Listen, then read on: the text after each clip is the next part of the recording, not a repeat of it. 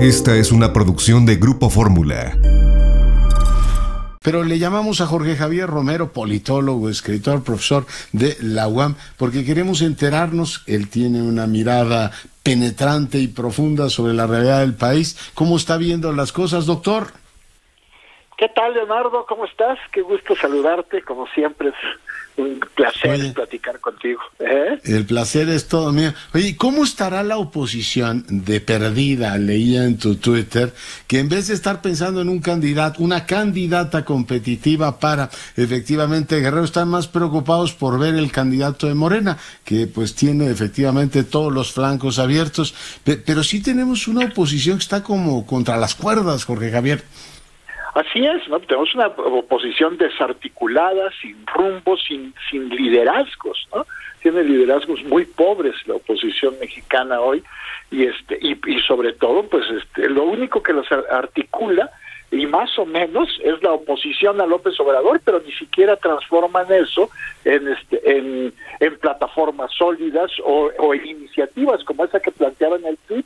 Si tienes un candidato que está acusado de violación, que está marcado por el machismo, en lugar de estar pidiendo al presidente que intervenga para que no sea candidato, lo que deberían estar pensando los partidos que además están coaligándose es cómo construir una candidatura femenina, una candidatura de una mujer que puede enfrentar eso que se ha llamado ahora el pacto machista, ¿no? El pacto patriarcal, y no lo están haciendo, ¿no?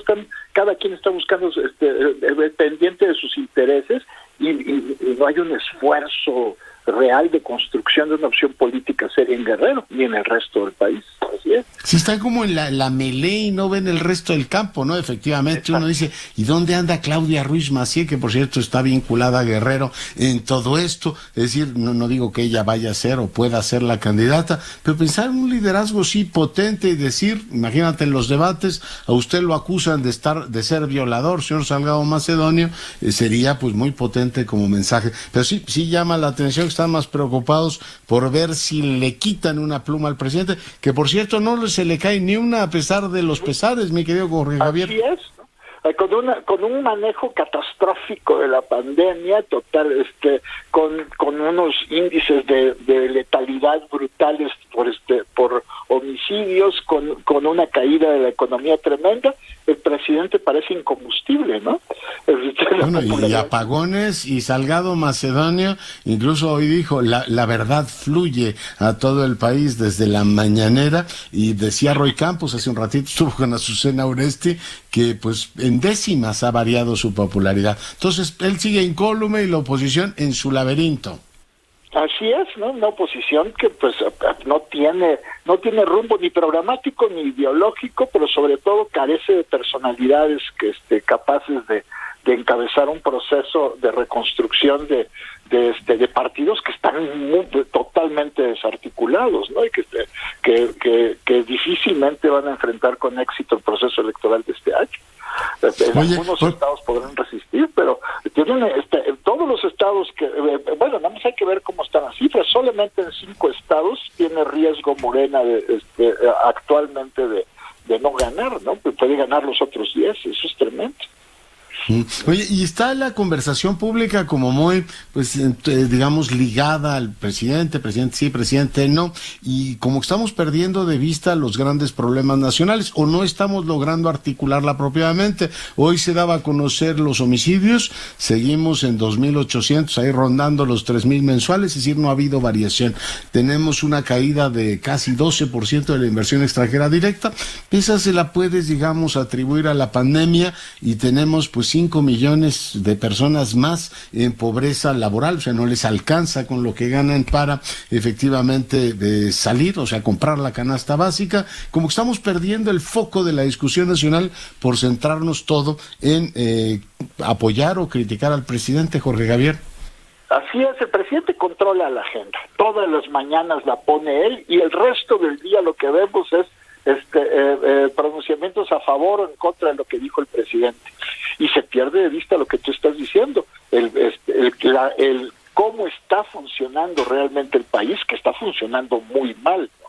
Efectivamente, el impacto económico de la pandemia es alto, pero ya veníamos en una tendencia hacia la recesión antes de que empezara la pandemia, y la inversión extranjera y la inversión nacional se habían ya reducido sustancialmente antes de la pandemia. Así que lo que es muy probable que lo que veamos sea una recuperación bastante débil una vez que empiecen a remitir los efectos de la peste, ¿no? Y entonces ahora que ya, pero además estamos viendo un proceso relativamente caótico de vacunación. En todo el mundo ha habido problemas de abasto de vacunas y problemas logísticos, pero lo que estamos viendo en México es que el proceso de vacunación está arrancando con mucha lentitud y no queda claro todavía cuántas vacunas, de dónde van a venir, si va a haber suficientes, cuándo va a poderse lograr tener el 70% de la población vacunada, que es lo que se requiere para que exista la famosa inmunidad de rebaño. Entonces, pues es increíble que los actores políticos no centren su atención en presentar alternativas frente a estas cuestiones que son centrales, y sigamos todo el día, todo el tiempo comentando los deslices lingüísticos del presidente. Claro.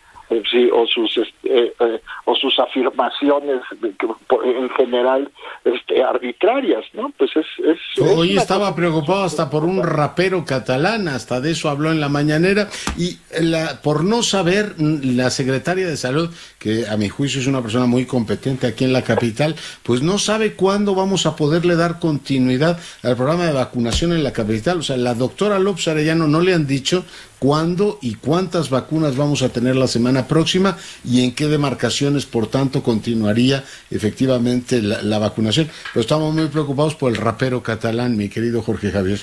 Así es, entonces esos son los temas que el presidente mete y que hace que todo el mundo se fije su atención en ellos, ¿no? Pero, por supuesto, lo que tú estás diciendo es central. ¿Qué va a pasar ahora con la siguiente etapa de vacunas? Esta semana se vacunó en algunas delegaciones, en algunas alcaldías, en la Ciudad de México, y sin embargo estamos en incertidumbre absoluta de cuándo nos va a tocar a los que seguimos, ¿no? No sabemos absolutamente nada, todo ha sido más o menos... Oye, que no lo sepamos tú y yo, vaya y pase, pero que no lo sepa la Secretaria de Salud. Claro. O sea, que no le hayan informado a ella, ¿no? Sí, y bueno, pues nada más lo vimos, cómo, es increíble cómo echaron a andar todo un programa de registro para las vacunas en el que uno ponía su CURP y su nombre y la dirección, el código postal.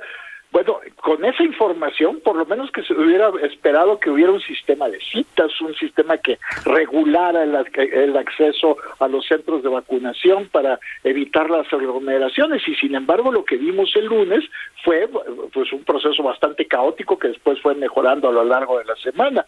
¿Qué es lo que viene ahora, no? ¿Cómo va a ser ese proceso? Pues seguimos en incertidumbre absoluta. Sí, ni cuándo van a llegar, ni a quiénes. Pues mi querido doctor, te mando un gran abrazo, cuídate mucho. Un gran abrazo, Leonardo. Estamos en contacto. Y te buscamos en unos días para ver cómo siguen las cosas. Esta fue una producción de Grupo Fórmula.